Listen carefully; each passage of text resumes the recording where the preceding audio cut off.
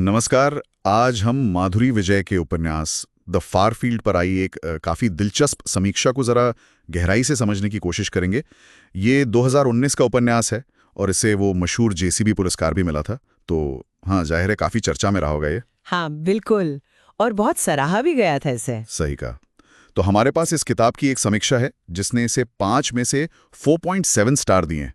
बहुत बढ़िया रेटिंग है ये। हाँ, काफी ऊंची रेटिंग है। तो आज देखते हैं कि इस समीक्षा के मुताबिक क्या है जो इस उपन्यास को इतना खास बनाता है, खासकर इसके विषय और कश्मीर के चित्रण को लेकर। तो समीक्षा के अनुसार कहानी शालिनी नाम की एक महिला की है, बेंगलोर से। अच्छा। माँ की मौत के बाद वो कुछ थोड़ी खोई हुई सी है और वो बशीर अहमद नाम के कश्मीरी सेल्समैन को ढूंढने निकल पड़ती है। ओहो, ये बशीर अहमद कौन है? मतलब कोई पुराना कनेक्शन? हाँ, समीक्षा बताती है कि वो कई साल पहले उनके घर आया करता था, एक सेल्समैन था। अच्छा। सास से और अपने फैसलों के अंजाम की सच्चाइयों से। सुनने में ही कहानी काफी पेचीदा लग रही है। हाँ बिल्कुल।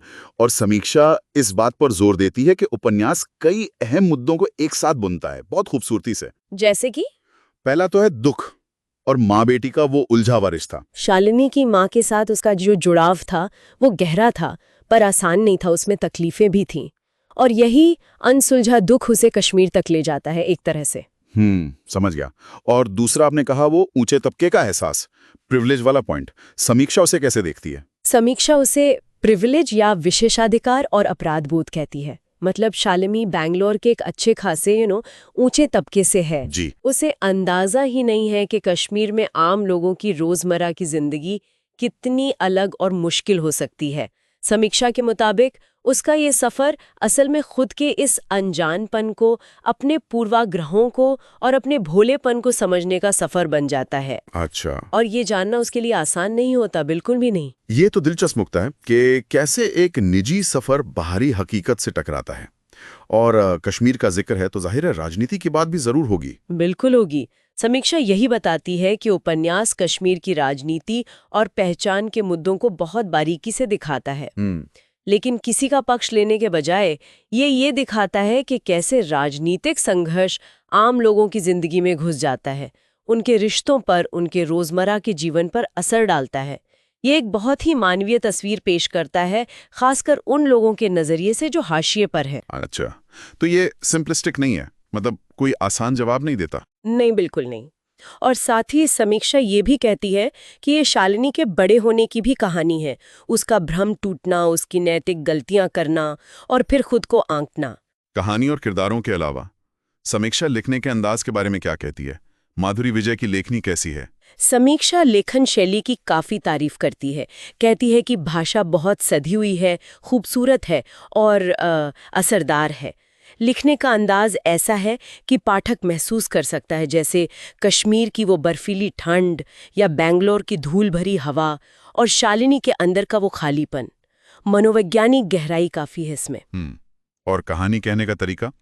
समीक्षा बताती है कि कहानी अतीत और वर्तमान के बीच घूमती रहती है। इससे कहानी पर क्या असर पड़ता है? हाँ, वो अतीत और वर्तमान के बीच चलती है और इससे धीरे धीरे एक तनाव बनता है कहानी में।